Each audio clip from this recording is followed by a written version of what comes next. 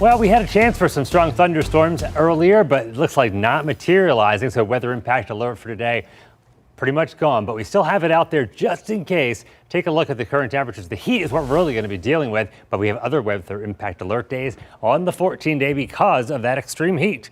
We're in the mid 80s right now, 85 at the San Antonio airport, 86 for Stinson, and we have mostly cloudy to partly cloudy skies. East-southeast winds are at 10 miles per hour, so a little bit of a breeze to help cool us off with warm temperatures as of the 10 o'clock hour. Dew points at 74, so that humidity is up there at 69%, so it's feeling warmer than the actual air temperature even at this hour of the night.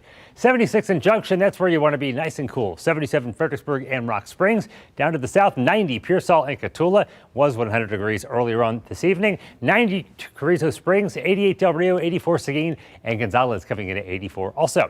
Here's the severe weather outlook from the Storm Prediction Center. We had that marginal risk area pretty much in between 35 and 10. The Storm Prediction Center has now taken that away. And for tomorrow, nothing in south central Texas, slight risk for severe storms in west Texas. Here's the current radar. You can see we do have some storms firing up to the northeast of our area, Caldwell County, and areas of Bastrop County as well. You can see all that lightning to the south and east of Austin. None of these storms are severe, but they are on the strong side, but just out of our area. Here's the humidity forecast. That'll be another story as the heat continues to build. It'll stay in the 70s tropical all the way through the middle of next week and beyond. That means that heat index will be up there well above 100 many days on that 14-day forecast. Water vapor imagery showing that we had a blow up of storms around the Dallas area earlier today. Tried to make its way down here, didn't have a whole lot of luck. No major weather systems affecting us to the air above, just sticky and hot, and we're not going to see many triggers for any thunder, lightning, or any rainfall, so only very minimal chances of rain on a 14-day forecast. Here's the hour-by-hour futurecast. See the clock in the corner. Starts you out at 7 a.m. tomorrow. We are dry, partly to mostly cloudy. Temperatures in the 70s. Rest of the day we go, a mixture of sun and clouds. High temperatures a little warmer than they were today, mid to upper 90s and lower 100s. And you'll see that rain off to the west. It stays there.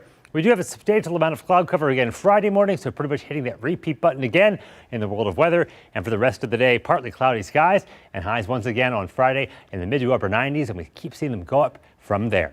So for tonight, partly cloudy skies. We're dropping through the 80s into the 70s. Southeast winds 5 to 15 miles per hour.